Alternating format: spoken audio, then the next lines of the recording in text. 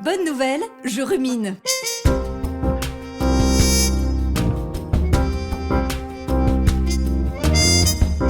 Notre Père, qui es aux cieux, que ton nom soit sanctifié, que ton règne vienne. Deuxième semaine, deuxième demande du Notre Père, à méditer avec Maurice et ma voisine, bien sûr. C'est ce que nous a prescrit le médecin de l'âme la semaine dernière, pour ceux qui suivent. Regardez l'épisode, sinon, si vous voulez que je vous dise. On s'est dit qu'on prierait chacun de notre côté et qu'on partagerait les fruits. Seulement voilà, plus je suis censée méditer, plus je ne médite pas.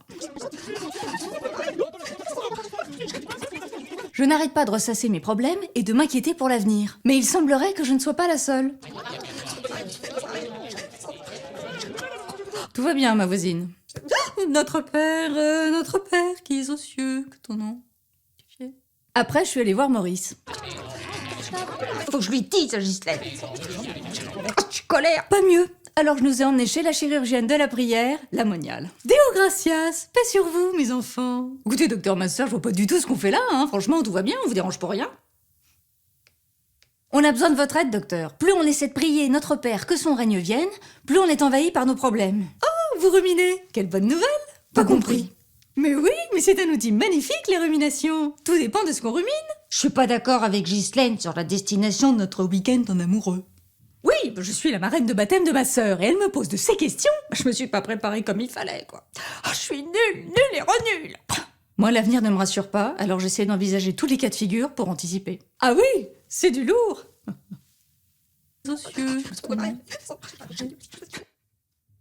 si je comprends bien, Maurice, vous croulez sous le poids de la colère, Madame la voisine, vous vous noyez dans la culpabilité, et prénom Marlène, vous dépendez de la crainte. 3 reines qui n'ont pas de place dans votre vie spirituelle, car bonne nouvelle, vous n'êtes pas fait pour l'esclavage, mais pour le bonheur.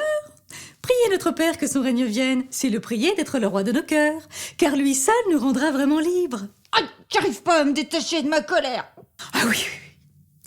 Mais c'est normal, Maurice, on ne se détache pas d'un problème en se détachant du problème. Pour se détacher de quelque chose, il faut s'attacher à une autre, qui est Dieu, enfin notre Père. Deo gratias. La rumination est une grâce quand elle rumine la parole de Dieu. N'attendez pas de régler vos problèmes pour prier notre Père.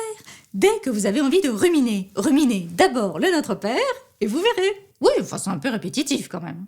Comme nos ruminations, ma voisine. La différence, c'est que la parole de Dieu, par l'Esprit Saint, elle est toujours nouvelle. La parole, c'est le Verbe, et le Verbe, c'est Jésus. Deo gratias.